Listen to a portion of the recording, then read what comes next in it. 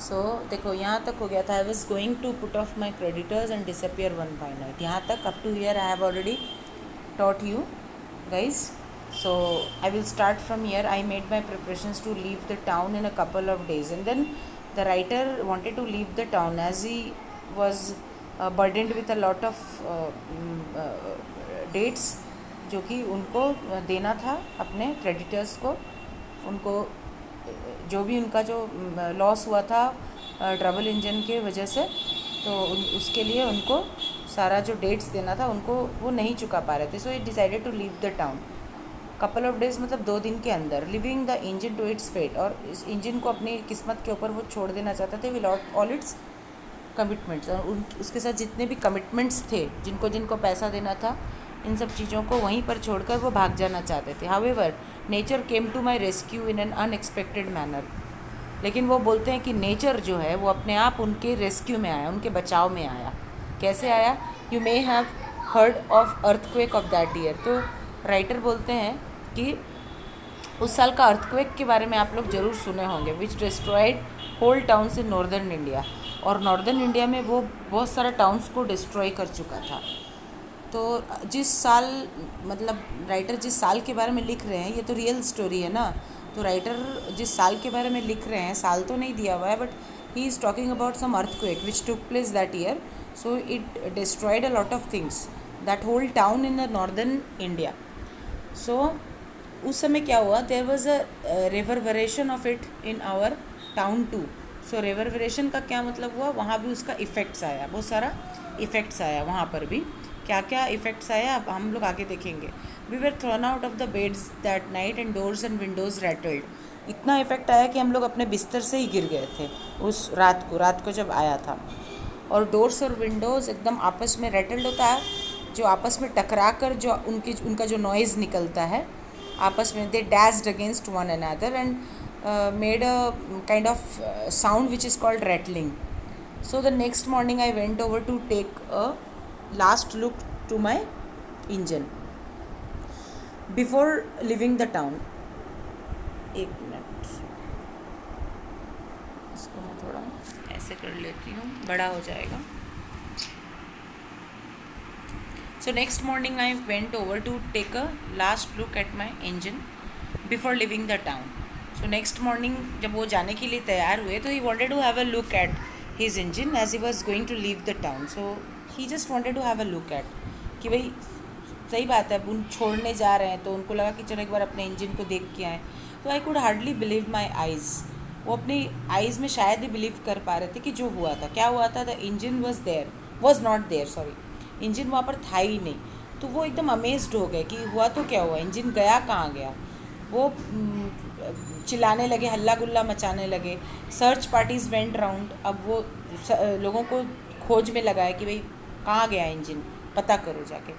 And the engine was found in a disused well near by. और engine कहाँ मिला? एक बगल में एक वेल था, कुआं था, जो कि यूज़ नहीं किया जाता था. वहाँ पर जाके इंजन मिला विथ इट्स बैकअप. और वहाँ उस वेल के बगल में जाके वो खड़ा हो गया, बैक की तरफ जाके खड़ा हो गया, अपना बैक को सटा के उस वेल से वो खड़ा हो गया था. I prayed to heaven to save me from fresh complications. अब वो राइटर जो है वो डरने लगे कि अरे ये क्या हुआ. अब वो भगवान से मनाने लगे कि कोई दूसरा उनकी ज़िंदगी में कोई दूसरा नया कोई प्रॉब्लम्स ना आने लगे. But when the owner of the house came round and saw what had happened, he laughed heartily and beamed at me. वो जब घर का ओनर जो है वो बाहर निकल के आया, और तो वो ज़ोर ज़ोर से हंसने लगा.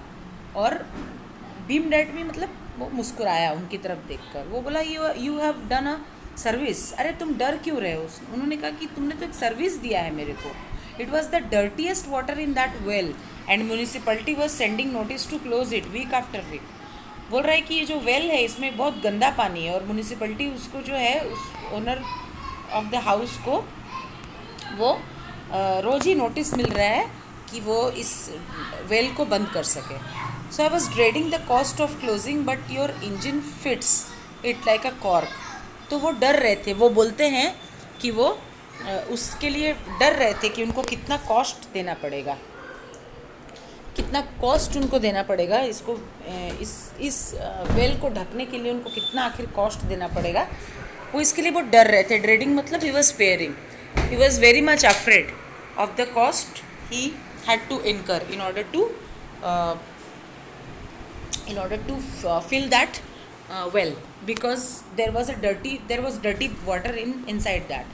So but your engine fits like a cork. तुम्हारा इंजन तो यहाँ पर कॉर्क के जैसा फिट हो गया, वो बोल रहा है। जस्ट लीव इट देयर, उसको छोड़ दो वहाँ पे। बट राइटर कुछ बोलना चाह रहे थे, बट आप मेरी बात तो सुनिए। लेकिन उसने कहा कि नहीं, no buts, there are no buts. बोला नो, कोई बट सूट्स की ज़रूरत नहीं है। I will withdraw all your complaints and charges against you. वो बोल रहा है कि मैं तुम्हारा सारा जो भी तुम्हारे अगेंस्ट में जो कंप्लेंट्स है और चार्जेस है, मैं उनको विदड्रॉ करवा लूँगा, तुम उसकी चिंता मत करो। And build that broken wall my self. और वो जो वॉल जो टूटा था, जो एलिफेंट ने जो वॉल तोड़ दिया था, उसको मैं खुद बनवा लूँगा, उसका तुम चिंता मत करो। But only leave the thing है। बस एक ही तुमसे रिक्वेस्ट है कि तुम इस चीज़ को यहीं रहने दो। There is hardly that is hardly enough. I mentioned a few other expenses that this engine had brought on me, he agreed to pay for all that. तो उन्होंने कहा कि ये एनफ नहीं है जो आप सोच रहे हैं, अभी और भी एक्सपेंसेस है जो इस इंजन ने मुझे दिया है। तो वो सब कुछ के लिए एग्री हो गया, वो जो ऑनर ऑफ द हाउस था। When I again passed that way some months later, I peeped over the wall. अब कुछ months के बाद, अब तो राइटर गए नहीं, वो भागने वाले थे। So he postponed his plan of running away from the village. वहीं रहने लगे। कुछ मंथ्स के बाद कभी उनको मन किया कि चलो देख के आते हैं कि क्या हो रहा है वहाँ पे, अब रोड इंजन का क्या हालचाल है। तो वो देखे कि I found the mouth of the well neatly cemented up. और जो वेल का जो माउथ था, जिसको कि रोड इंजन ढका हुआ था पहले, वो पूरी तरह से सीमेंट कर दिया गया था अच्छे से।